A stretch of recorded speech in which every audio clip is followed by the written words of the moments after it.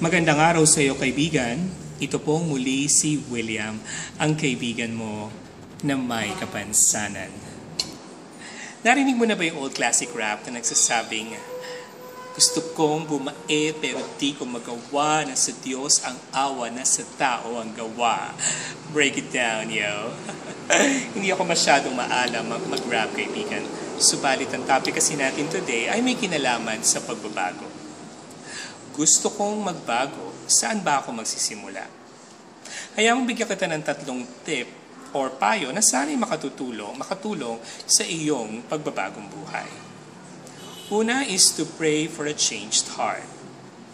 Naniniwala ako na ang tunay na pagbabago ay desisyong sisimulan natin sa ating isipan na bababa sa ating puso.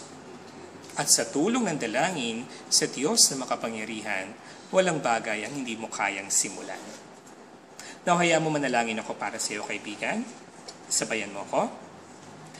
Diyos na masalangit, ako po ay humihingi ng tulong para sa aking kaibigan na meron ng pagnanais na magbagong buhay. Tulungan mo po kami, O Diyos.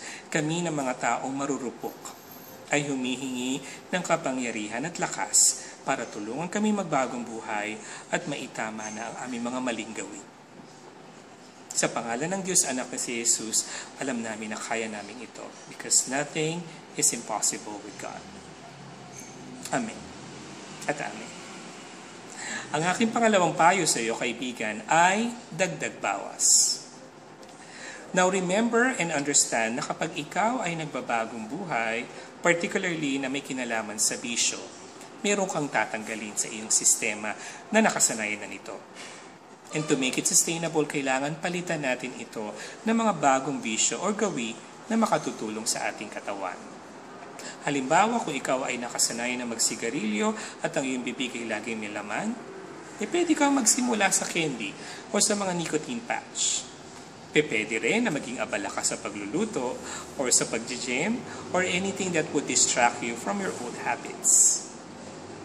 Pwede rin na magsimula ka ng mga bagong bisyo or ng mga creative activities na malilipat ang atensyon mula dun sa dati mong ginagawa sa panibagong pagbabago.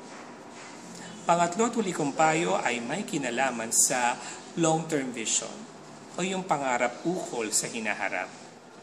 Pwede ka magsimula ng vision board or mga visual reminder ng mga goals na gusto mong makamtan. Makatutulong din na magkaroon ka ng mga commitment partners, kaibigan, or ng mga tao na alam mong malapit sa iyo na hangad din ang magbago ka. Para sila magpapaalala sa iyo every time na ikaw ay naghihina na it's time to go back to your desire na magbago.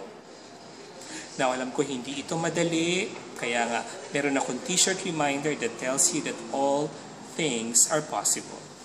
At sa tulong ng Diyos, walang bagay ang hindi mo kayang simulang baguhin para sa kaniyang kalwalatian at para sa ikabubuti ng iyong buhay.